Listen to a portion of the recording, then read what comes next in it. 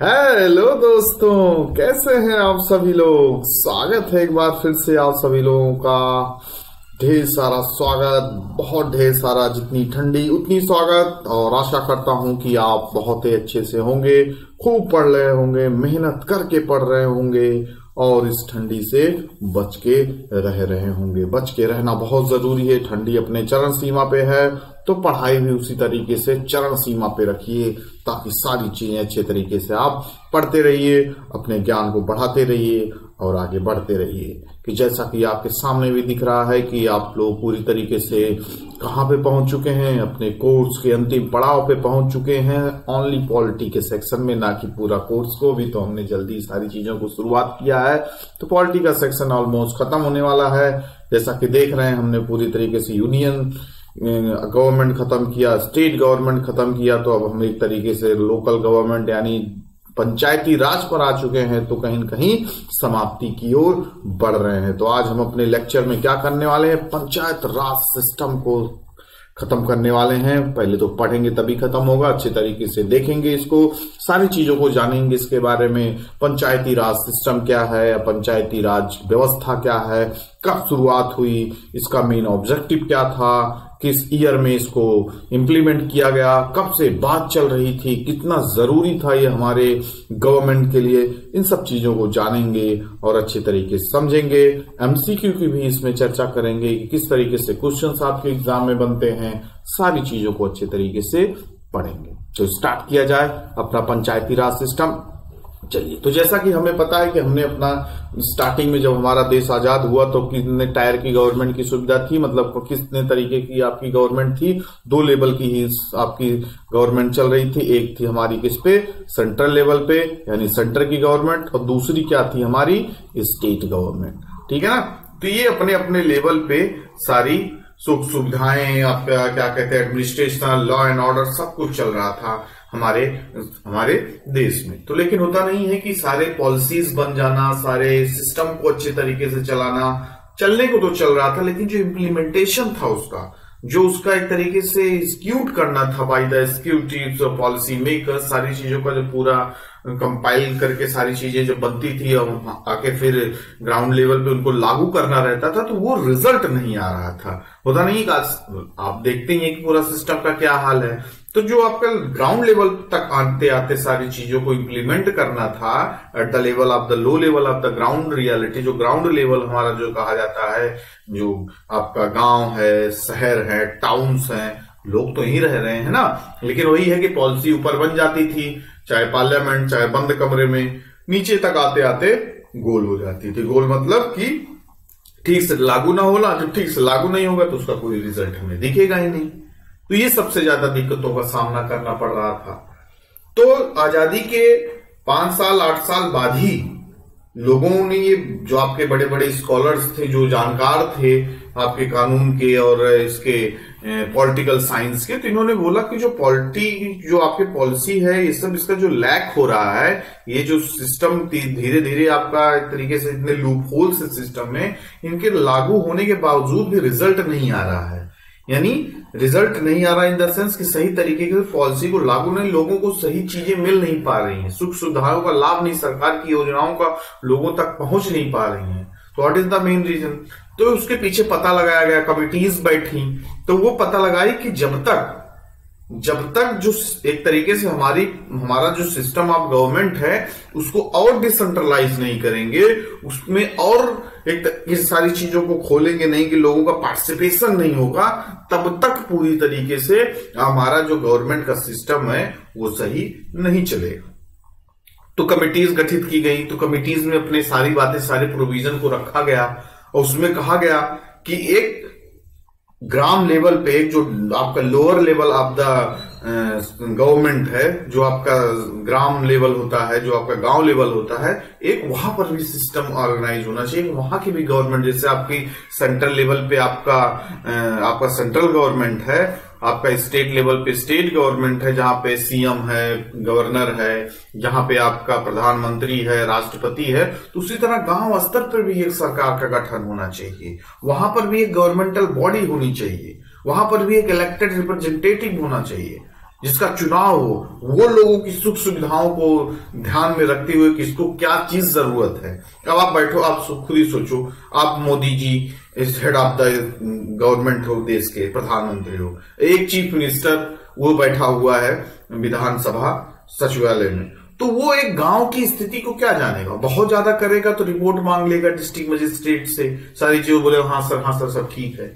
लेकिन असली दुख दर्द किस दिक्कतों को सामना कर रहा है गांव का एक इंसान, एक गरीब, उसका तो उसके आसपास के रहने वाले लोग ही जानेंगे ना। मोदी जी सबका तो हाल ले नहीं सकते, चीफ मिनिस्टर तो रोज सबका हाल ले नहीं सकता, जरूर तो देख नहीं सकता। मोर देन 600-700 गांव हैं, मोर देन 700 डिस्ट्रिक्ट हैं, 6 लाख से ज्यादा हमारे देश में गांव हैं, 140 करोड़ की जनसंख्या है, तो ये संभव है, हो ही नहीं सकता। तो इसीलिए सिस्टम के लिए कमेटी ने एक ऐसा आपके सुझाव दिया, रिकमेंड किया कि एक पंचायत राज का सिस्टम होना चाहिए, एक पंचायत ग्राम सभा की एक योजना बननी चाहिए, जिसके थ्रू हमें एक लोकल सेल्फ गवर्नमेंट होना चाहिए। तो सबसे पहले पंचायत राज सिस्टम के बारे में बात रखी, बलवंत राय मेहता की एक कमेटी बनाई गई, उन्होंने अपनी रिपोर्ट सौंपी 1957 में, ठीक है ना। 1957 में इन्होंने एक रिपोर्ट सौंपी कि ये चीज होनी चाहिए, लेकिन उसको लागू नहीं किया गया। फिर धीरे धीरे ये बात सबको अच्छी भी लगी, पसंद भी आई, तो कुछ स्टेट ने इसको फॉलो किया, और जो सबसे पहले इस सिस्टम को फॉलो किया वो था आपका राजस्थान। उसने अपने यहां एक तीसरी गवर्नमेंट का वो किया, थर्ड टायर गवर्नमेंट सिस्टम का निर्धारण किया, जिसको लोकल सेल्फ गवर्नमेंट या लोकल गवर्नमेंट बोला गया, और ये पंचायत राज सिस्टम को लागू किया गया 1959 में, ठीक है ना।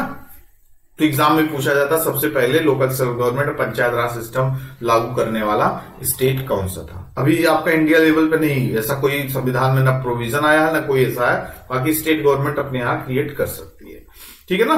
तो अपने कर दिया। फिर धीरे धीरे कई कमेटीज बैठती गई, उन्होंने उसको इस चीज को इस जोड़ देना शुरू किया कि जरूरी है। जब तक आप लोकल सेल्फ गवर्नमेंट नहीं क्रिएट करेंगे, एक लोकल लेवल पे आप ग्राम स्तर लेवल पे कोई एक सरकार का गठन नहीं करेंगे, तब तक पॉलिसी का, योजना का कोई इम्प्लीमेंटेशन नहीं होगा और लोगों का कल्याण नहीं होगा। काफी देर से बातें समझ में आई, और वो बातें जब समझ में आई तो कम से कम 30-40 साल का वक्त बीत चुका था, लेकिन फाइनली 1992 में आके हम लोगों ने पंचायत राज सिस्टम को कॉन्स्टिट्यूशन में जगह दिया, इंसर्ट किया, आर्टिकल के अंदर संशोधन किया, और फिर फाइनली पंचायत राज सिस्टम पूरे देश में लागू किया गया, ठीक है ना। तो जब लागू हुआ तो गांव स्तर पे चुनाव होना, एक डायरेक्ट रिप्रेजेंटेटिव, जैसे हम लोग आपका प्रधानमंत्री और सीएम का डायरेक्ट इलेक्शन करते हैं, तो ग्राम सभा स्तर पे भी होने लगा। 3-4 गांव मिलके ग्राम सभा बनने लगे, बन पर के ग्राम सभा का चुनाव होने लगा, जिसको हम लोग गांव प्रधान कहते हैं। तो वही सब सिस्टम आज के समय में आप देखते हैं, आपका अर्बन 2 बॉडी स्टेब्लिश हुई, ग्राम सभा, म्युनिसिपैलिटी। तो म्युनिसिपैलिटी आपका जो आपके शहरों वगैरह में होती है, टाउन्स में होती है, और ग्राम सभा आपके गांव स्तर पर। इन्हीं चीजों का थोड़ा विश्लेषण करके देखने वाले हैं। तो चलिए स्टार्ट करते हैं, कैसे कैसे सारी चीजों की शुरुआत हुई, क्या हुई, काम की चीज है, मोस्ट इंपॉर्टेंट टॉपिक भी है हमारे एग्जाम से, ठीक है ना। चलिए, तो this is the background of the total topic. तो पंचायत राज सिस्टम, इसको क्या बोला गया, first tier in the sense की, जैसे ये आपका गवर्नमेंट है, तो ये समझ लीजिए फर्स्ट टायर की government, second tier, third tier. तो फर्स्ट टायर आपका क्या होगा, first tier of the democratic government, इसको माना गया पहला level. The term panchayat Raj in India signifies the system of rural local government. ये rural local self government, rural मतलब आपका बैकवर्ड, जो आपके गांव देहात, लोकल सेल्फ मतलब जो आपके लोकल लोग हैं, गांव के लोग हैं रूरल एरिया में, वो अपनी सेल्फ गवर्नमेंट करेंगे, खुद की गवर्नमेंट, अपनी चुनी हुई सरकार, मतलब वो एकदम अलग नहीं होंगे, सब एक तरीके से कोरिलेट होंगे। गांव local self government interlink to state government, फिर वो उससे लिंक होगा सेंट्रल गवर्नमेंट, पूरा एक सिस्टम होगा, जो कि पहले स्टेट तक ही आके खत्म हो जाती थी, अब वो क्या हो जाएगी, आपके गांव स्तर तक हो जाएगी। तो सोचिए कितनी अच्छी बात है। तो इसको कॉन्स्टिट्यूशन में जगह दी गई, संशोधन करके, किस कॉन्स्टिट्यूशनल अमेंडमेंट के साथ, 73वां constitutional amendment, 73rd constitutional amendment 1992 2 के तहत। याद रखिएगा, एग्जामिनर का सबसे फेवरेट टॉपिक्स में से एक। तो एक तरीके से इसको आपसे कॉन्स्टिट्यूशन, आपसे गवर्नमेंट, ये सब एक्सपेक्ट करते हैं कि लोगों को इन सब चीजों के बारे में जानकारी होना चाहिए ज्यादा से ज्यादा, इसलिए पूछा भी खुद क्वेश्चन इसी सेक्शन से ही जाता है आपके पंचायत राज से। मैक्सिमम फंडामेंटल राइट हो गया, डीपीएसपी और आपका ड्यूटीज वगैरह हो गया, उसी तरीके से आपका ये भी बड़ा इंपॉर्टेंट आपका क्या है टॉपिक है एग्जामिनर का। तो किस संविधान संशोधन के आधार पर इसको बदला गया? 73वां कॉन्स्टिट्यूशनल अमेंडमेंट के एक्ट, इसको संविधान में जगह दे दी गई 1992 के एक्ट के द्वारा। यहां पे क्या इसमें का इसका मेन प्रावधान क्या रखा गया? The development of the bill is was immediate problem face by our country after independence. वही जो मैंने पीछे बताया वही यहाँ पे भी वही चर्चा हो रही है, ठीक है ना। डेवलपमेंट की प्रॉब्लम आ ही रही थी ग्राउंड लेवल पे, तो इसलिए इसको किया गया। फिर शुरुआत में तो इसको किया नहीं गया था आपका, जब देख तो रहे थे गांव स्तर पे प्रॉब्लम आ रही है, तो 1952 में एक प्रोग्राम बनाया गया, कम्युनिटी डेवलपमेंट प्रोग्राम। उसके तहत योजना वगैरह बनती थी कैसे ऐसे करना चाहिए था, लेकिन उसका कोई इफेक्ट नहीं हुआ, ठीक है ना, उसका कोई रिजल्ट नहीं निकला। तो ये भी एग्जाम पूछ लेता है सीडीपी कब बनाया गया, यानी कम्युनिटी डेवलपमेंट प्रोग्राम लॉन्च कब किया गया? तो 1952 में किया गया था। इसका मेन क्या था? View to carrying the out the integral rural development work. इसका मेन पर्पज यही था कि इंटीग्रेटेड रूरल डेवलपमेंट किया जाएगा, ठीक है ना। फिर उसके बाद आपका जो ये पंचायत राज वगैरह स्टार्ट हुआ, सारी चीज सिस्टम स्टेट लेवल पे, तो सबसे पहले राजस्थान था जो मैंने आपको बताया 1959 में, फॉलोड बाई आंध्र प्रदेश। अब लोगों को एग्जामिनर को पता रहता राजस्थान सब रटे पड़े हैं, तो दूसरा राज्य कौन सा था जो आपका पंचायत राज सिस्टम को फॉलो किया या लॉन्च किया? तो दैट वाज आंध्र प्रदेश, भूलिएगा मत, ठीक है ना। तो ये दूसरा वाला तो बहुत ही जरूरी रहता है, पहला तो सब रटे रहते, दूसरा कम, तो पहला आंध्र प्रदेश था, ठीक है ना बच्चों। बात समझ में आ रही सारी चीजें ना? Very good. कहीं पर भी कोई दिक्कत हो तो आप डाउट क्लियरिंग क्लासेस रखवा सकते हैं, पूछ सकते हैं फिर से, तो 10 तरीके से आपको सॉल्व कराने की, समझाने की कोई भी चीज कोशिश की जाएगी। अगला क्वेश्चन आने से पहले ढेर सारे क्वेश्चन आ रहे हैं, आगे बढ़ते हैं हम लोग, देखते हैं अगला आगे का टॉपिक क्या है इसमें। तो main provision of the 73rd amendment act. अब जो 73rd अमेंडमेंट एक्ट 1992 आया 1992, उसमें क्या क्या प्रोविजन रखे गए, कैसे संरचना, कैसे स्ट्रक्चर होगा आपका पंचायत राज सिस्टम का, वो हम देखेंगे। तो this act has added a new part 9 to the constitution of India. किस पार्ट में हमने देखे, याद कीजिए, आपको पूरा पढ़ाया था, पूरी सूची, पूरा शेड्यूल, पूरा आपका पार्ट, सारी चीजों का। तो इसको किस पार्ट में रखा गया संविधान के? पार्ट 9। पूरी तरीके से एग्जामिनर का सबसे फेवरेट क्वेश्चनों में से एक। Under which part of the constitution belongs to panchayat Raj system? तो पार्ट 9 ऑफ द कॉन्स्टिट्यूशन, ठीक है ना। पार्ट शेड्यूल से पूरा रटा होना चाहिए, तो पार्ट 9 में इसको जगह दी गई आपके कॉन्स्टिट्यूशन में। और किस आर्टिकल से किस आर्टिकल तक? आर्टिकल 243 ए से लेके सॉरी फॉर दैट 243 ओ के बीच में आपकी पंचायत राज सिस्टम को स्थान दिया गया, ठीक है ना। आर्टिकल 243 ए से लेके 243 ओ के बीच में, इस चीज को ध्यान रखना। और पार्ट 9, और उसके साथ एक और जो सबसे महत्वपूर्ण चीज दिया गया, तो पार्ट 9 में उसको ऐड किया गया। और कौन से शेड्यूल में रखा गया इसको? शेड्यूल नंबर 11, ठीक है ना। शेड्यूल नंबर 11 में रखा गया।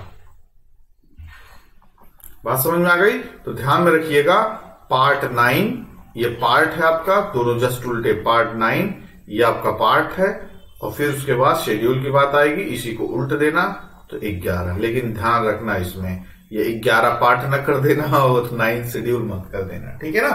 तो 11 आपका शेड्यूल हो गया, पार्ट 9 इसका क्या हो गया आपका, किस 9 में? पार्ट 9 में इसको रखा गया, पार्ट 11 में इसका शेड्यूल। पार्ट शेड्यूल मत भूलना, कंफ्यूज बिल्कुल मत होना। और आर्टिकल आप 243 से 243 ओ के बीच में, ठीक है ना।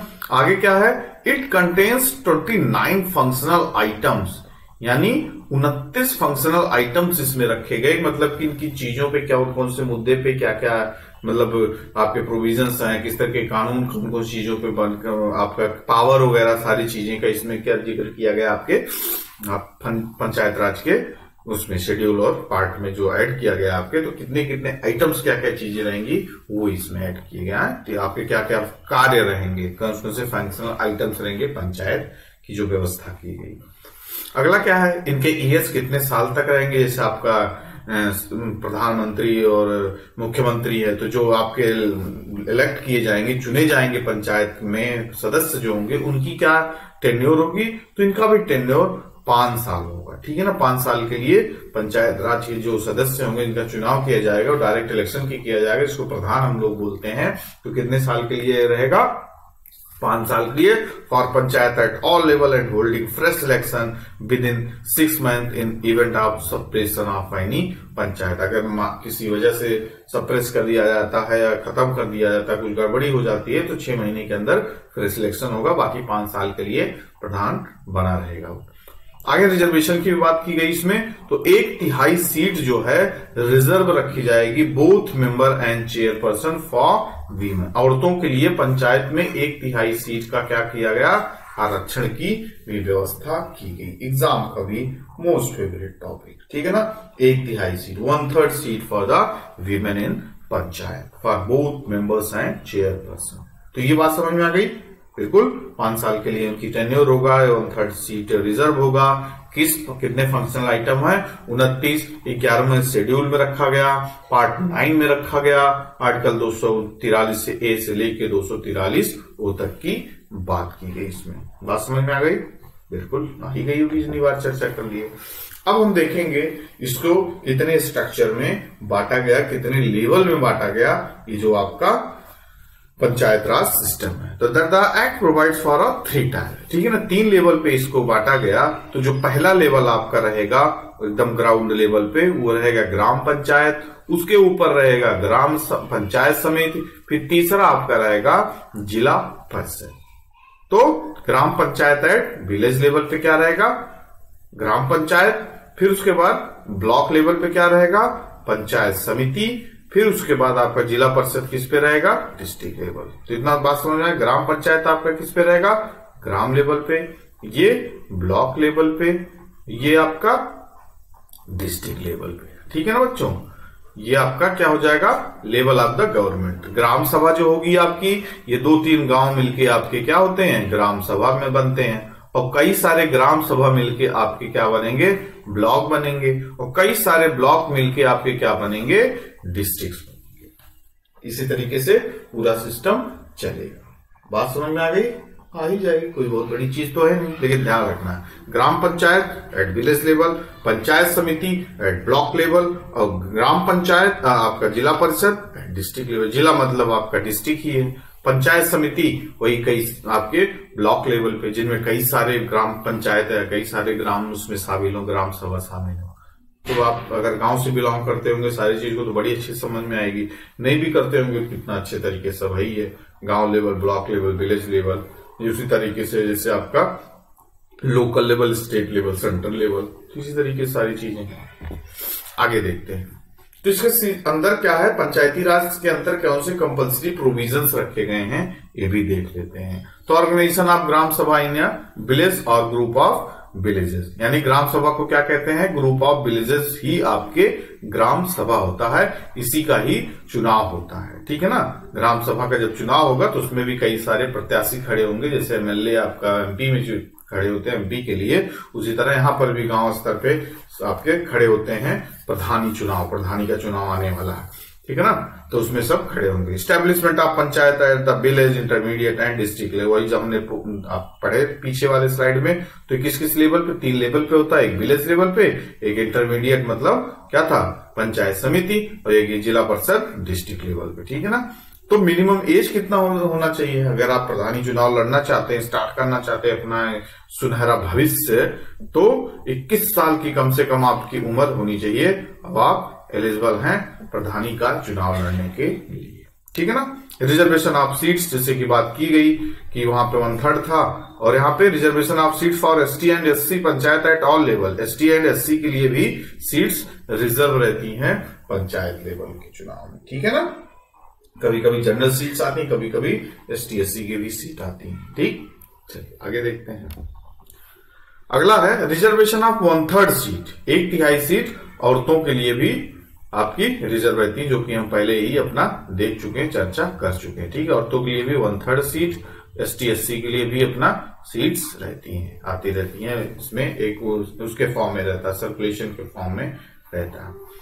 फिक्सिंग टेन्योर ऑफ 5 ईयर्स, ये भी हमने देख लिया, 5 साल के लिए फिक्स होता है आपका, बाकी कुछ गड़बड़ हुआ तो 6 महीने के अंदर हो जाना चाहिए। Establishment of the state election commission for conducting election of panchayat, ये मस्त क्वेश्चन आपका बनता है एग्जाम में। जो आपके स्टेट के इलेक्शन होते हैं, एक तो 3 तरीके के देखो यहाँ पे इलेक्शन जो होते हैं हमारे यहाँ, एक सेंटर के इलेक्शन होते हैं। सेंटर का इलेक्शन मतलब जो MP वगैरह का चुनाव होता है, जिसमें प्रधानमंत्री वगैरह बनते हैं। फिर दूसरा होता है स्टेट का इलेक्शन होता है, इसका जो चुनाव होता है, इसका कौन होता है, CM वगैरह जो बनते हैं। तीसरा यहाँ पे देखो, यहाँ पे आज नया चीज फिर सीख रहे हो, पंचायत का भी इलेक्शन होता है। ठीक है ना, तो दोनों में अंतर क्या है जाने रहना। तो जो स्टेट और सेंटर का जो एक चुनाव होता है, इसको कौन कराता है, इलेक्शन कमीशन ऑफ इंडिया। ठीक है ना, इसको मत बोलना बच्चों, ठीक है ना, इलेक्शन कमीशन ऑफ इंडिया इसका चुनाव कराता है, स्टेट का और सेंटर का। लेकिन जब पंचायत का इलेक्शन की बात आ जाती है, तो इलेक्शन कमीशन ऑफ इंडिया से कोई मतलब नहीं रहता। यहां पे कौन चेक कराता है, election commission of the state. ठीक है ना, स्टेट का जो आपका चुनाव आयोग होता है, वो पंचायत के इलेक्शन को कंडक्ट करवाता है। बाकी स्टेट और सेंटर पे कौन करवाता है, इलेक्शन कमीशन ऑफ इंडिया। ठीक है ना, मुख्य आपके जो चुनाव आयोग है वहां पे होता है। ये बात समझ में आई। फिर यहाँ पे देखिए एक और प्रोविजन है, स्टेट फाइनेंस कमीशन का गठन होता है। ठीक है ना, जिससे आपका नेशनल फाइनेंस कमीशन का गठन, उसी तरह स्टेट फाइनेंस कमीशन का होता है 5 साल में, और वो रिव्यू करता है आपके फाइनेंशियल पोजीशन की, पंचायत की, कितने फंड की जरूरत है, कितना हुआ, कितना देना चाहिए, कितना इनका टैक्स कलेक्शन हो रहा, पूरा फाइनेंशियल से रिलेटेड जानकारी, सारा सब कुछ सिस्टम फाइनेंस कमीशन यहाँ पे करता है। कौन, स्टेट फाइनेंस कमीशन। एग्जाम में पूछ ले सकता है, तो आप ध्यान रखिए, स्टेट फाइनेंस कमीशन रिव्यू करता है, स्टेट इलेक्शन कमीशन आपका इलेक्शन वगैरह करवाता है पंचायत का। इतनी बात समझ में आ गई, वही जाना चाहिए। आगे देखिए, अब हम एक एक करके देखेंगे ऑर्गेनाइजेशनल स्ट्रक्चर, जो आपके हमने देखा एट ग्राम पंचायत का, जो ग्राम पंचायत होगा, फिर आपका पंचायत समिति होगी, फिर उसके बाद जिला पंचायत होगा, 3 लेवल का देखा। तो जो आपका ये ग्राम पंचायत, पहला हमारा क्या होगा, gram panchayat at village level. Village level पे क्या होगा, ग्राम पंचायत होगा, उसी को ही क्या बोलेंगे, ग्राम सभा। यहाँ पे क्या होता है, 2-3 आपके जो गांव होते हैं उनको मिला के एक किसका गठन किया जाता है, ग्राम सभा का, group of village is a gram sabha. ठीक है ना, तो उसी में एक क्या खड़ा होगा, प्रत्याशी खड़ा होगा। प्रत्याशी 2-3 होंगे, तो उन्हीं में जो आपका चुन के आएगा वो क्या कहलाएगा, प्रधान या प्रेसिडेंट। बात समझ में आ गई। तो ये तो आपका हो गया ग्राम सभा लेवल पे। तो क्या वही सारी चीजें यहाँ पे लिखी गई हैं, gram panchayat is elected by the gram sabha, जो आपके प्रधान होंगे इनको प्रेसिडेंट बोलते जाते हैं, और ग्राम सभा के क्या होते हैं, एक्स ऑफिशियो मेंबर होते हैं। और यहाँ पे वही ग्राम सभा के बारे में देखिए आपके लिए लिख दिया गया है, ग्राम सभा means a body consisting of a person registered in the electoral rolls relating to the village comprised within the area of panchayat at village level। वही आपके 2-3 ग्राम मिलके एक ग्राम सभा बनेंगे, जिनका कई सारे 10-12 प्रत्याशी खड़े होते हैं, उसमें से जीतेगा। डायरेक्ट इलेक्शन हम लोग जाके वोट डालते हैं, वोट डालने के बाद जीतेंगे तो ग्राम सभा। देखिए इसी तरीके से आपके प्रत्याशी खड़े होंगे।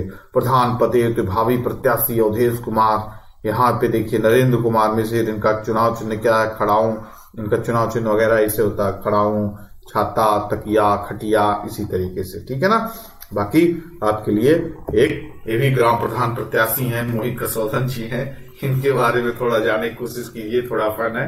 तो ये कहाँ से खड़े हुए हैं, प्रत्याशी ग्राम प्रधान मथुरा बाजार, जिला बलरामपुर। तो इन्होंने अपनी घोषणा पत्र जारी किया है हमारे प्रधानमंत्री और औरों की तरह कि ये भी बन जाएंगे तो क्या करेंगे, सर बहुत हुआ महंगाई बीमार अब की बार ये, तो इन्होंने भी अपना पूरा भाषण दिया होगा कि बहुत हुआ महंगाई बीमार थी, क्या क्या करेंगे। तो भाई हर इंसान अपना घोषणा पत्र लेके आता है, अपना मैनिफेस्टो लेके आता है। तो इनका वो सुनिए कि ये ग्राम लेवल पे अपना, चलो ठीक है, तो प्रधानमंत्री के लिए CM के लिए आओ तो तुम्हारे घोषणा पत्र रहे तो हाथ सुन के अच्छा भी लगे।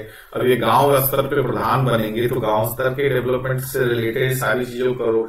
लेकिन देखिए कैसे लुभाने के लिए, लोगों को उल्लू बनाने के लिए इन्होंने क्या लिखा अपने घोषणा पत्र में। तो जब प्रधान बनेंगे तो एयरपोर्ट का निर्माण करेंगे, वाह जी। 500 बसों से लैस बस अड्डे का निर्माण करेंगे, फ्लाईओवर बनाएंगे अगर प्रधान बन गए, बंदरगाह बना देंगे, मेट्रो स्टेशन बना देंगे, मथुरा पुल का निर्माण कराएंगे अगर प्रधान बन गए। और क्या कराएंगे, यहाँ पे देखिए, चांद पे सफर के लिए उड़न खटोले का निर्माण कराएंगे, राफेल विमान की फैक्ट्री का निर्माण कराएंगे। ठीक है ना, कितनी सारे घोषणा पत्र, कैसे को लोग मान भी जाएंगे। चुनाव चिन्ह देखिए इनकी खटिया है।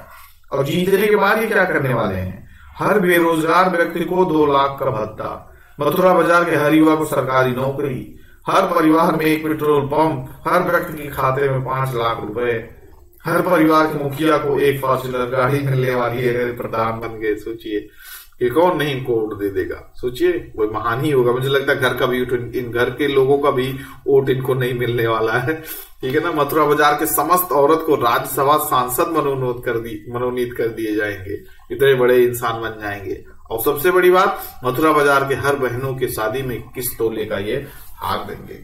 सबके चहेते बन गए होंगे ये अपने घोषणा पत्र देके। मुझे नहीं लगता कि कुछ वोट इनको मिला होगा, बाकी तो दिख गया कहीं आपके लिए लेके आए। तो ऐसे ऐसे घोषणा भी गांव वगैरह में बड़ी बड़ी बातें करते हैं भाई। जो प्रधानी का चुनाव लोग लड़ते हैं, ये कर देंगे दादा, वो कर देंगे दादा, ये बनवा देंगे, वो बनवा देंगे। गांव स्तर पे जो राजनीति होती है आपको देखने लायक है। अगर आप गांव से बिलोंग करते होंगे तो आपको सारी चीजें पता होंगी अच्छे तरीके से। ठीक है ना, तो this is all about fun. थोड़ा जान जाइए कैसे कैसे घोषणा पत्र भी आते हैं। फिर हमारा तो ये था आपका ग्राम सभा लेवल। अब ये हमारा क्या है, ग्राम सभा लेवल हमने देख लिया। अब दूसरा लेवल क्या था आपका, पंचायत समिति। पंचायत समिति जो की थी, ये बताया था किस लेवल पे था, ब्लॉक लेवल पे। तो पंचायत समिति has many gram panchayat under it. तो जैसे आपका ग्राम सभा, कई सारे ग्राम मिलके आपके ग्राम सभा बने थे। ठीक है ना, तो अब कई सारे ग्राम सभा मिलके अब क्या बनाएंगे, ग्राम सभा मिलके क्या बनाएंगे, पंचायत समिति बनाएंगे। तो वही है, पंचायत समिति बनेगी, कई सारे ग्राम सभा मिलके। और इसका जो प्रेसिडेंट होगा, all the presidents of the panchayat जो है, हर एक प्रधान जो है विद इन द ब्लॉक और द एक्स ऑफिसियो मेंबर होगा किसका, पंचायत समिति का। ठीक है ना, ये पंचायत समिति हो गया। तीसरा हमारा क्या है, जिला परिषद। जिला परिषद हमने बताया था ये कहां पे है, डिस्ट्रिक्ट लेवल। जिला मतलब ही डिस्ट्रिक्ट होता है, तो इससे आप लिंक बना लीजिएगा, जिला परिषद एंड डिस्ट्रिक्ट लेवल। तो यहाँ पे क्या है, zila parishad is an apex body under the panchayat Raj. Panchayat का सबसे हेड भाई, हेडक्वार्टर भी एक तरीके जिला ही है, गांव का सबसे हेड तो डिस्ट्रिक्ट ही है। तो पंचायत राज का हेड आपका क्या है, पंचायत राज का एपेक्स बॉडी क्या है, जिला परिषद है। It coordinates the activities of the panchayat समिति की जो एक्टिविटीज होती हैं, इनको क्या करेगा, ये कोऑर्डिनेट करेगा। ठीक है ना, जिला परिषद actually makes developmental plans at the district level. ठीक है ना, तो आपका जो जिला परिषद है, तो जिला परिषद क्या करेगा, ये प्लान्स डेवलप करेगा एट डिस्ट्रिक्ट लेवल। ठीक है ना, within the help of the panchayat samiti it also regulates the money distribution among all the gram panchayat. ठीक है ना, with the help of the panchayat samiti, panchayat समिति की हेल्प से ये क्या करेगा, मनी डिस्ट्रीब्यूशन को रेगुलेट करेगा ग्राम पंचायत को, उनके सलाह पे कैसे क्या देना, डिस्ट्रीब्यूट करना, क्या क्या करना है। तो ये सब ऐसे चलता है आपका at the panchayat level. Panchayat level पे 3 हमने देखा, 3 लेवल है आपके, आपका ग्राम सभा, पंचायत समिति, जिला परिषद। ग्राम सभा eight village level, panchayat samiti at block level, जिला परिषद एट डिस्ट्रिक्ट लेवल। ठीक है, इतनी बात समझ में आ गई। चलिए, ये तो रहा हमारा rural urban local self government, यानी गांव के स्तर पे कैसे गवर्नमेंट का निर्धारण होगा। तो गांव के बाद अब आपकी किसकी भी आती है, गांव ही तो नहीं है पूरा, अर्बन एरिया भी है, टाउन्स हैं आपके, शहर भी हैं। तो इनका कैसे चलेगा सिस्टम लोकल सेल्फ गवर्नमेंट का, वो आप देखते हैं। तो इसी को बोलते हैं अर्बन लोकल गवर्नमेंट। उधर क्या था आपके, रूरल लोकल गवर्नमेंट चल रहा था, तो वो हमने देख लिया। अब हम अर्बन लोकल गवर्नमेंट की बात करेंगे। तो ये जो टर्म अर्बन लोकल गवर्नमेंट है, ये signifies the governance of the urban area. जो आपके शहर हैं, अब तक तो हमने गांव का पूरा देखा, अब शहर के जो एरिया हैं उनके बारे में ये सिग्निफाई करता है। People through the elected representative. यहां पर भी चुनाव, वहां गांव सभा, गांव और लेवल पर भी चुनाव हो रहा था, यहां पर भी चुनाव होगा, ठीक है ना। इसको बोला गया अर्बन लोकल गवर्नमेंट, और वो 73वें संविधान संशोधन के अंतर्गत उसका प्रावधान किया गया, और इसका क्या किया गया, 74वें संविधान संशोधन का। ये ध्यान में रखिएगा, पहले रूरल की बात हुई, फिर आपके अर्बन की बात हुई, तो अगर वो 73 था तो ये आगे का ये 74। अगर भूल भी गए हैं तो पहले रूरल फिर अर्बन, तो अर्बन 74 वो 73, ठीक है ना, ईयर सेम ही था, ठीक है ना। तो ये एक्ट जैसे वो पार्ट 9 में उसको जगह दी गई, तो इसको पार्ट 9A में जगह दी गई, ठीक है ना। ज्यादा वो करने की जरूरत नहीं है, भूलेंगे नहीं, बस लिंक किए रही सारी चीजों को। तो इसको पार्ट 9A में जगह दिया गया, और इसका आर्टिकल का क्या रखा गया, आर्टिकल 243P से लेके 243ZG तक, ठीक है ना, 243P से लेके ZG तक इसका प्रावधान किया गया। और इसको किस शेड्यूल में रखा गया, उसको 11वें में रखा गया था, तो इसको 12वें में रखा गया, ठीक है ना। दोनों साथ साथ भाई भाई समझ के रखना। Part 9A, schedule 11, schedule 12, article जहां पे वो खत्म हो गया था 2O के बाद, ये 2P से शुरुआत है, 243ZG तक, ठीक है, दोनों साथ साथ हैं। उसमें 29 प्रावधान थे, 29 फंक्शनिंग थे, इसमें सिर्फ और सिर्फ 18 है, ये ध्यान में रखिए, 29 और 18। The institution of the self government act are called municipalities. इसको क्या बोला गया, म्युनिसिपैलिटीज बोला गया। वहां पे ग्राम पंचायत आपका बोला गया एट द रूरल लेवल, या म्युनिसिपैलिटीज बोला जाता है जो अर्बन लोकल गवर्नमेंट होती है। बात सही है, समझ में आ रही, कोई दिक्कत तो नहीं, आप सारे डाउट क्लियर हो जाएगा। बहुत आप लोग रहते यार पंचायत क्या है, म्युनिसिपैलिटी क्या है, नगर पंचायत क्या है, तो आज सारी आपकी दिक्कतों का सामना करते हुए हम सबको क्लियर करा देंगे।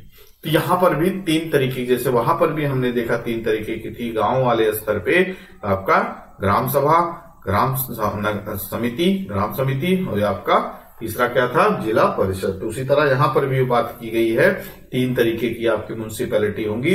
पहला होगा आपका नगर पंचायत, ठीक है ना, ये होगा पहला nagar panchayat for the transitional area, that is area transition from rural to urban. ऐसा एरिया होगा जो पहले रूरल हुआ करता था, अब अर्बन में ट्रांसफर हो गया है, ट्रांजिशन हो गया है, उसको कहेंगे नगर पंचायत। अक्सर सुनते होंगे ये नगर पंचायत का चुनाव होने वाला है, ठीक है ना। तो पहला लेवल वही म्युनिसिपैलिटी का होता है, नगर पंचायत। उसके बाद दूसरा होता है म्युनिसिपल काउंसिल, यानी smaller urban area. Urban area वो भी है, लेकिन वो स्मॉलर होगा, ज्यादा जनसंख्या नहीं होगी, आपका बीच का, ठीक है ना। वो आपका क्या कहते हैं, नगर पंचायत से थोड़ा बड़ा है, तो उसको क्या बोला गया, स्मॉलर अर्बन एरिया को म्युनिसिपल कॉर्पोरेशन। पहला nagar panchayat, municipal corporation, municipal council, and third one is municipal corporation. इसको लार्जर अर्बन एरिया बोलते हैं, जो मेट्रोपॉलिटन सिटीज हो गई, बड़े बड़े लखनऊ, दिल्ली, अहमदाबाद, यहाँ पे म्युनिसिपल कॉर्पोरेशन होते हैं, लार्जर अर्बन एरिया होते हैं, शहर होते हैं मेन। तो larger urban area, smaller urban area आपके टाउन्स वगैरह हो गए, तो फिर टाउन से भी थोड़ा छोटे जो आपके नगर पंचायत वगैरह हो गए। ये म्युनिसिपैलिटी का डिवाइडेशन है, ठीक है ना।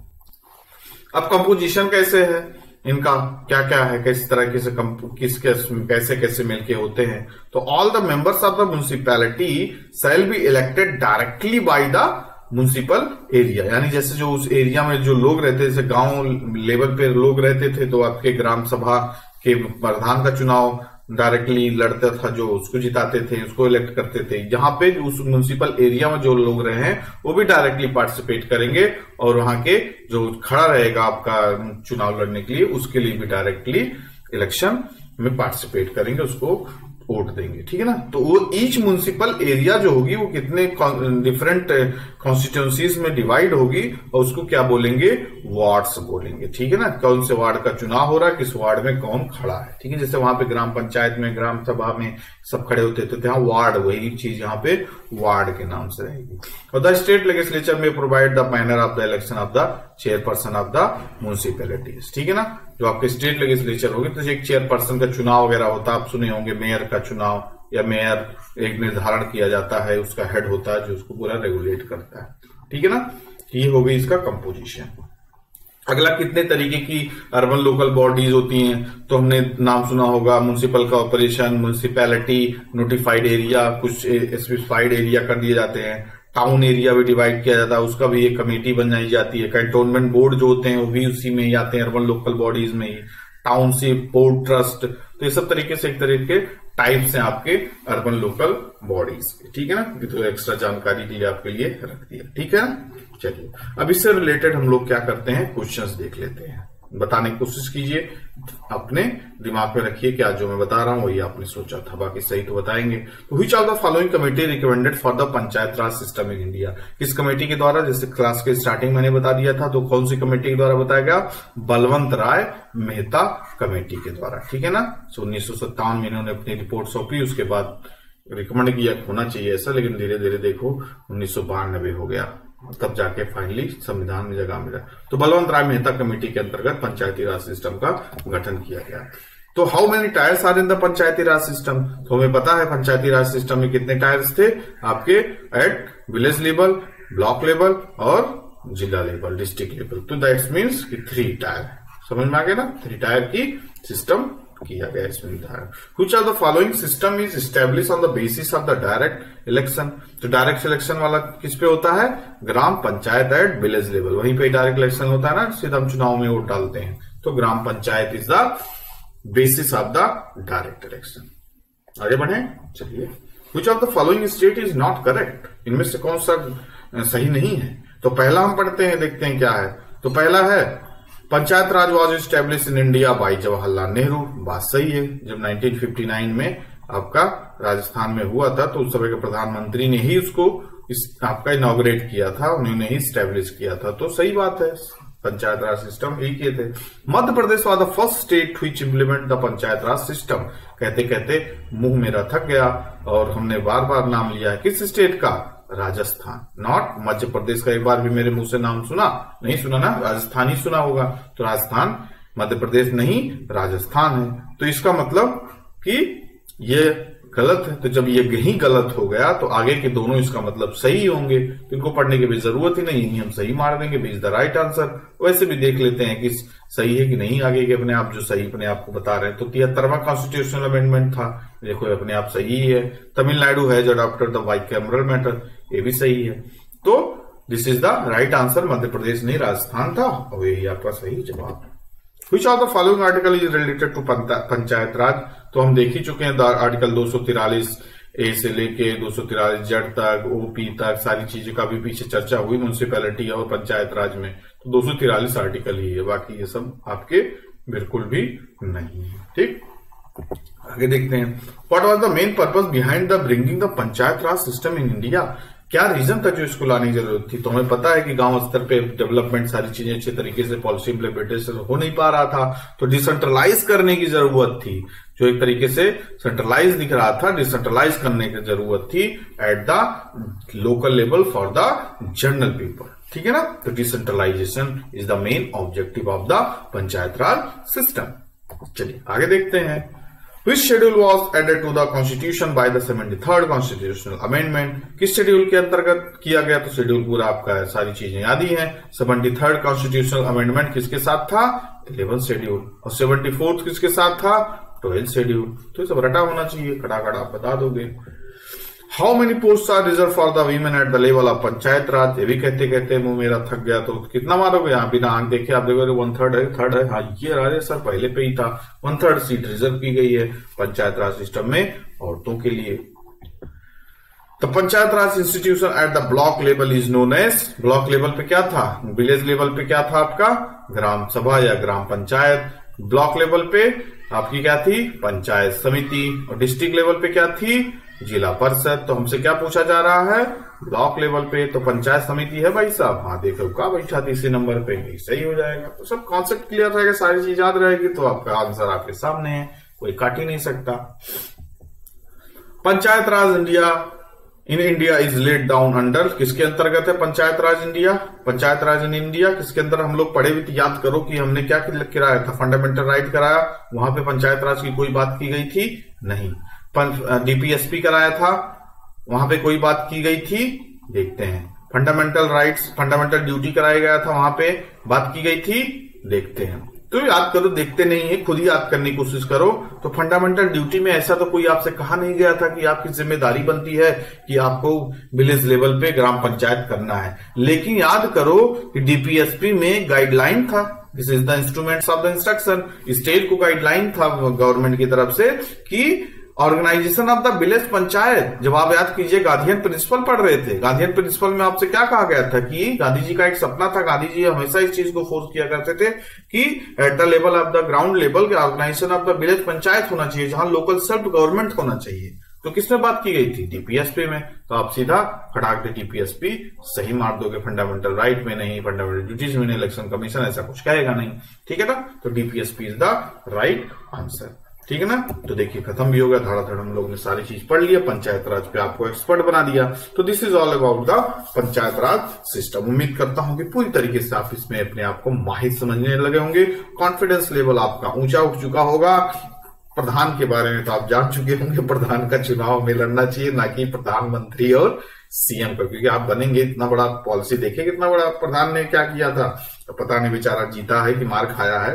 ये सब लोग घोषणा पत्र उसका देखने के बाद तो पटक के मारे होंगे गांव वाली की क्या लिखा है इसमें। ठीक है ना? तो ये तो हमारा एक तरीके से पूरे तरीके से रहा टॉपिक आपका पंचायती राज सिस्टम इन इंडिया। अगला टॉपिक जल्दी ही लेके आएंगे और सारी चीजों को पढ़ते पढ़ते अपना पॉलिटिकल सेक्शन कवर करेंगे, नंबर आप क्वेश्चंस को सॉल्व कर लेंगे, एक्सपर्ट हो जाएंगे, अपना फिर हिस्ट्री ज्योग्राफी सब सारी चीजें चल के पूरा आपको मास्टर बना देंगे आपके एग्जाम के लिए। ठीक है बच्चों? तब तक सारी चीज रिवाइज कीजिए, ठंड से बच के रहिए, अपना ध्यान रखिए और आगे बढ़ते रहिए। Bye bye, take care to all of you, good luck.